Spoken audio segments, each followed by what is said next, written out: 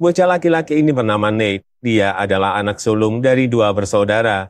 Dia punya adik laki-laki yang masih SD dan ibunya hanyalah seorang pelayan di sebuah kedai kopi. Oleh karena itu, Nate bekerja keras untuk memenuhi kebutuhan hidup keluarganya. Meskipun ibunya tidak menuntut apapun, tapi Nate menyayangi sang ibu dan ingin meringankan beban hidupnya. Makanya Nate mengajak Topper, sahabatnya, untuk melakukan pekerjaan sampingan sebagai pengedar narkoboy. Jadi pagi ini, Nate mengajak Topper menemui Brandon, seorang pengedar yang telah memiliki banyak anak buah. Brandon terkenal punya banyak jaringan dan kolega dalam bisnis ini. Sayangnya, Brandon bukanlah orang yang ramah. Apalagi kalau bertemu dengan orang lain yang rasis padanya karena dia merupakan anak adopsi. Itu akan membuat Brandon begitu marah. Sebenarnya ini juga kesalahan Nate yang suka bercanda berlebihan. Sehingga bukannya mendapat respek dari Brandon, sekarang Nate justru diusir dari sana. Sebenarnya Nate ini sudah memiliki pekerjaan sebagai seorang pengantar pizza. Namun karena ia tumbuh di lingkungan para konsumen narkoboy, Nate yakin kalau bisnis ini akan memberinya banyak keuntungan. Dan hampir setiap malam Nate memikirkan cara untuk mendapatkan jaringan narkoba supaya dia bisa menembus jaringan bisnis itu. Hingga akhirnya ia pun menemukan seseorang yang katanya merupakan distributor bernama Joseph Loya. Maka keesokan harinya Nate pun mendatangi kantor Joseph. Tapi supaya identitasnya tidak dikenali, Nate menggunakan topeng di seluruh wajahnya. Hal ini menunjukkan bahwa Nate baru pertama kali menjalankan bisnis ini. Oleh karena itu, Joseph sebenarnya gak yakin dengan kemampuan Nate karena pekerjaan ini sangatlah berbahaya. Namun, supaya Joseph mempercayainya, Nate pun mengaku bahwa dia tidak akan menjualnya sendiri. Dia akan ngajakin temannya untuk menemukan para konsumen baru yang bisa menjadi pelanggan mereka. Tapi Joseph berkata kalau Nate setidaknya harus punya jaminan. Karena kalau ia tertangkap, ia membutuhkan rencana cadangan seperti rumah pelarian. Karena di dalam bisnis ini, hal tersulit bukanlah menjual barangnya, melainkan kalau mereka ketahuan oleh pihak berwajib. Akhirnya, Nate pun berpikir dan berandai-andai bersama Topper. Sejauh ini, Nate tahu kalau kota mereka berbatasan langsung dengan Kanada. Tapi mereka tidak mungkin melintasi perbatasan Kanada dan Amerika sambil membawa barang haram itu.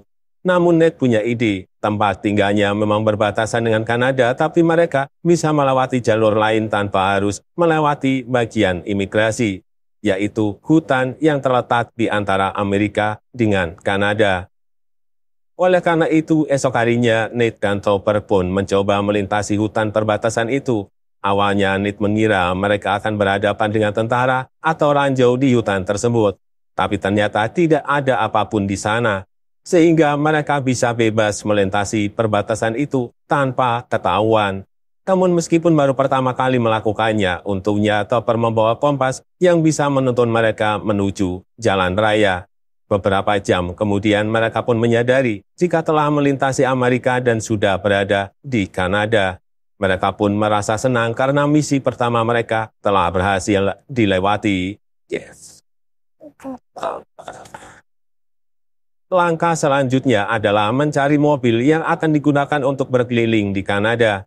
Mereka pun menemukan mobil murah dan akhirnya memberanikan diri memasuki wilayah Kanada. Namun karena baru pertama kali pergi ke Kanada dengan niat tersembunyi, Nate dan Topper pun diam-diam merasa gugup. Mereka takut dicurigai oleh petugas imigrasi. Awalnya Topper mengaku kalau mereka pergi ke Kanada untuk bertemu dengan teman lama mereka yang tinggal di sana. Dan beberapa saat kemudian pemeriksaan itu pun lancar. Tapi tiba-tiba Nate bercanda mengenai narkoboy yang membuat petugas imigrasi menganggap itu serius. Akhirnya mereka harus menjalani pemeriksaan kedua. Namun saat pemeriksaan ini berlangsung, Nate dan Topper bisa lolos karena petugas tidak menemukan sesuatu yang mencurigakan. Setelah itu, mereka berdua pun langsung menuju tempat yang sudah mereka rencanakan. Ternyata Nate dan Topper pergi ke sebuah tempat yang menjual berbagai jenis obat terlarang. Penjualnya pun menyambut mereka dengan ramah dan menawarkan produk terbaik mereka, hingga Nate berniat untuk membelinya dalam jumlah banyak. Akan tetapi penjual tersebut ternyata tidak menerima grosir. ia hanya menjual secara eceran dan biasanya langsung dijual pada para konsumen. Tapi sebelum Nate dan Topper pergi, tiba-tiba ada seseorang yang mendatangi mereka dan berkata kalau tempat itu telah diawasi. Makanya mereka harus berhati-hati, dan akhirnya mereka pun dibawa ke tempat lain. Orang itu ternyata menjual narkoba kering dan sayangnya, karena Nate dan Topper belum berpengalaman soal ini, mereka tetap membelinya meskipun kualitasnya begitu rendah. Tapi sekarang Nate dan Topper harus berpisah, dan Topperlah yang diminta melintasi hutan kembali sambil membawa barang tersebut. Namun keduanya berdebat karena membawa barang itu sebenarnya membahayakan, apalagi keduanya baru pertama kali melintasi hutan ini, dan tidak menjamin akan bisa kembali lagi dengan selamat. Tapi di sisi lain, membawa barang dan melintasi bagian imigrasi juga sama saja cari perkara. Oleh karena itu, Nate pun tetap memaksa Topper untuk pergi ke hutan dan ia berjanji akan menjemput Topper 3 jam kemudian. Mereka bahkan membawa alat komunikasi supaya bisa saling terhubung jika lokasinya sudah dekat. Setelah perdebatan yang cukup alot itu, mereka pun akhirnya berpisah. Nate kemudian melewati bagian imigrasi dan petugas di sana menanyakan Topper, tapi Nate berbohong kalau Topper memilih menginap di Kanada. Namun selebihnya, Nate bisa melewati perbatasan dengan lancar. Namun, nasib baik Nate berbeda dengan Topper yang kebingungan saat berada di hutan. Berkali-kali ia tersesat dan justru kembali ke Kanada. Sampai akhirnya ia berhasil menemukan jalan pulang, tapi alat komunikasinya justru terhubung dengan frekuensi lain. Hal itu membuat Topper merasa panik, tapi untungnya Nate berhasil menemukan Topper dan akhirnya mereka pun bisa kembali bersama. Dan dalam waktu singkat mereka pun berhasil menjualkannya dan mendapat keuntungan yang berlimpah. Bahkan mereka mulai dibanjiri pesanan. Dan oleh karena itu, Nate dan Topper pun merencanakan perjalanan kedua mereka. Tapi kali ini mereka dicurigai oleh polisi Kanada yang ditugaskan di pinggir jalan. Awalnya Nate mengira kalau mereka akan ditangkap karena ketahuan mengedarkan barang haram. Namun ternyata polisi tersebut hanya memberikan surat tilang karena Topper tidak memakai sabuk pengaman. Setelah itu polisi tersebut pun menanyakan tujuan mereka ke Kanada dan Topper berbohong kalau ingin pergi ke Creston, yaitu sebuah daerah di pedalaman Kanada. Dan polisi tersebut justru memberitahu wilayah penghasil tanaman ajaib terbaik di Kanada adalah di Nelson. Hal itu membuat Topper dan Nate merasa sangat senang karena tidak menyangka kalau polisi Kanada malah memberitahu mereka tentang rahasia ini. Dan gak lama kemudian, Nate dan Topper sudah sampai di Nelson. Mereka pun beristirahat sebentar untuk ngisi bensin, sampai Topper justru bertemu dengan seorang gadis yang menarik perhatiannya. Topper kemudian berkenalan dengan gadis yang bernama Nicole itu. Dan tanpa disangka, Nicole ternyata punya kebun tanaman ajaib di rumahnya. Sehingga ia mengajak Nate dan Topper pergi ke sana. Maka Nate dan Topper pun berjalan mengikuti Nicole, hingga mereka pun sampai di rumahnya, dan Nicole langsung mengenalkan dua teman barunya itu pada keluarganya. Ternyata ayah Nicole memiliki kebun khusus untuk merawat tanaman-tanaman ajaib itu. Ia bahkan mengembangkan beberapa jenis tanaman baru yang membuat orang teler dalam sekali pakai. Tentu saja tanaman ajaib itu bisa dijual dengan sangat mahal karena banyak orang yang mencarinya. Setelah itu, ayah Nicole pun mengajukan penawaran. Karena ia memiliki tanaman terbaik, maka ia tidak mau jika Nate dan Topper hanya membelinya dalam jumlah sedikit. Setidaknya mereka harus membelinya sebanyak 150 kg dan langsung membayarnya sejumlah $640.000. Lalu tanpa pikir panjang, Nate pun menyetujuinya. Sementara itu, Topper langsung marah dan mengingatkan Nate bahwa mereka tidak mungkin membawa barang sebanyak itu. Dan mereka juga tidak punya uang tunai sebesar itu untuk menyetujui penawaran ini. Akan tetapi Nate justru yakin kalau ia bisa mendapatkan hal tersebut. Ia berjanji akan memikirkan cara lain supaya transaksi ini bisa berjalan sukses. Sementara itu, karena sudah malam, Nate dan Topper pun menginap di rumah Nicole. Sayangnya, Nate gak bisa tidur, sedangkan Topper malah menghabiskan waktunya bersama Nicole. Dan oleh karena itu, Nate pun memilih bekerja sendiri dan meninggalkan Topper di rumah Nicole. Dan diam-diam, Nate pun mengambil sampel narkoboy, kemudian membungkusnya dan menelannya. Jadi pagi itu, untuk pertama kalinya, Nate melintasi perbatasan sambil membawa barang di tubuhnya. Dan tentu saja pemeriksaan itu lancar karena petugas tidak menemukan narkoba di mobil maupun tubuhnya. Setelah itu, Nate pun mendatangi Barry, mantan kolega Brendan, yang juga memiliki banyak jaringan dalam bisnis ini. Namun untuk menemui Barry, Nate merasa sangat gugup. Tapi Nate berusaha menunjukkan keseriusannya di hadapan Barry dan berjanji bahwa ia tidak akan membohonginya. Akan tetapi, karena Barry melihat Nate yang terlihat seperti anak culun, ia pun mengabaikan penawaran Nate. Tapi ternyata sudut pandang Barry berubah. Ia pun mengutus anak buahnya untuk memeriksa Nate dan memastikan latar belakang keluarga Nate. Dan 3 hari kemudian, Barry meminta Nate datang menemuinya. Di sini, Barry menyampaikan bahwa banyak pesan untuk Nate. Intinya, bisnis ini benar-benar berbahaya. Apalagi Barry telah menyelidiki keluarga Nate, sehingga ia tahu kalau Nate punya adik laki-laki dan juga seorang ibu. Jadi, jika Nate mengkhianati Barry, maka Nate juga akan kehilangan keluarganya itu. Namun karena Nate sekarang udah di posisi yang gak bisa mundur lagi, ia pun mau gak mau menyetujui kesepakatan ini. Setelah itu, Nate membentuk tim yang berasal dari teman-temannya, dan tim inilah yang akan menyalurkan barang-barang itu dari Nicole dan menyebarkannya di Amerika. Nate menyebutnya sebagai tim pelari. Mereka bertugas menyeberangi hutan seperti yang selama ini Topper lakukan. Namun supaya mereka bisa menyeberangi hutan tersebut dengan aman, mereka berlatih lari di dalam hutan, bahkan menggunakan kostum khusus supaya bisa menyamar seperti semak-semak dalam hutan. Dan ternyata persiapan mereka selama ini nggak sia-sia.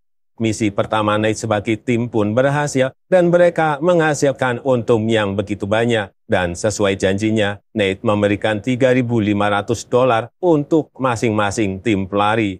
Ia juga mengajak mereka makan siang di restoran cepat saji. Setelah perayaan itu, Nate berpesan pada teman-temannya untuk merahasiakan hal ini. Tapi belum sampai pesta itu selesai, seorang bocah tahu-tahu meminta Topper untuk merekrutnya karena ia tahu kalau Topper dan teman-temannya ini adalah pengedar tanaman ajaib. Nate pun langsung marah dan ia pun kesal karena ia yakin ada salah satu temannya yang membocorkan pekerjaan ini. Dan kedua, ia juga kesal karena bocah tadi malah bertanya pada Topper. Padahal di sini Nate adalah dalang dari seluruh aksi yang mereka lakukan. Akhirnya Topper pun berusaha menenangkan Nate, tapi di sisi lain juga, ia minta keuntungan lebih karena selama ini ia telah menemani Nate sebagai sahabatnya. Namun, Nate juga mengiyakan Topper bahwa ia justru sibuk berpacaran, sedangkan Nate bekerja sendirian. Hal ini pun membuat Topper semakin kesal dan mengancam meninggalkan Nate. Maka Nate pun memberi tawaran $7.000, tapi Topper meminta $10.000. Akhirnya, karena gak mau kehilangan sahabatnya, Nate pun mengabulkan permintaan itu. Karena sebenarnya keuntungan yang didapatkan oleh Nate jauh lebih banyak dari angka tersebut. Dan dalam waktu singkat, Nate berhasil membeli rumah baru untuk ibu dan juga adiknya. Ibu Nate pun merasa terkejut sekaligus bangga karena anak sulungnya berhasil memberi rumah. Akan tetapi adik Nate telah mendengar bahwa kakaknya ini terlibat dalam jaringan pengedar tanaman ajaib. Namun Nate berusaha menutupinya dan mengaku kalau ia bermain trading dan saham di Wall Street. Namun lagi-lagi ibu Nate tidak mempermasalahkan hal tersebut. Meskipun ia tahu kalau Nate berbohong, ibunya Nate tidak ingin bertanya lebih jauh tentang di mana anaknya bisa dapat uang sebanyak itu. Dan sejak saat itu, Nate dan teman-temannya pun sering menghabiskan waktunya untuk berpesta ria. Selain bekerja, mereka juga sering banget berfoya-foya. Karena sekarang pesanan mereka semakin banyak. Bahkan untuk menampung barang-barang itu mereka menyewa sebuah apartemen. Dari yang awalnya mengunjungi apartemen itu seminggu sekali, sampai akhirnya mereka ke sana setiap hari. Karena pesanan terus berdatangan dari semua penjuru negara. Makanya Nate pun semakin kaya raya dan semakin sering berpesta dan ia lupa kalau seharusnya ia merahasiakan kekayaannya atau hal ini bisa membuat orang lain curiga. Dan masalah pun datang ketika Brendan mengetahui Nate yang kini juga jadi pengedar. Ia marah karena merasa wilayah operasinya telah direbut oleh kelompoknya Nate. Oleh karena itu, suatu hari Brendan mendatangi rumah Nate yang sedang menggelar pesta dan melakukan serangan untuk mengacaukan pesta itu. Nate pun marah karena Brandon sudah berani menyerang rumahnya. Apalagi di sana Nate tinggal bersama ibu dan juga adiknya. Ia pun membalas serangan Brandon, namun sayangnya orang itu justru kabur dan membuat Nate semakin kesal. Setelah penyerangan itu, hubungan Nate dan Brandon semakin memanas. Di lain tempat, Brandon memanggil preman bayaran untuk menghabisi nyawa Nate dan juga Topper. Tapi dia membayar preman itu dengan harga rendah. Awalnya preman itu merasa kesal.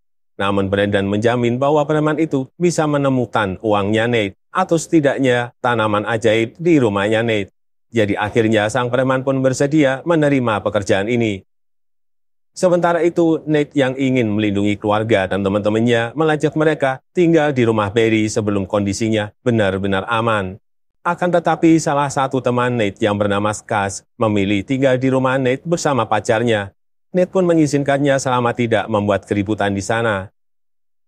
Tapi sialnya preman bayaran Brandon justru menemukan Skaz dan mengancamnya supaya mereka membawa Nate ke sana.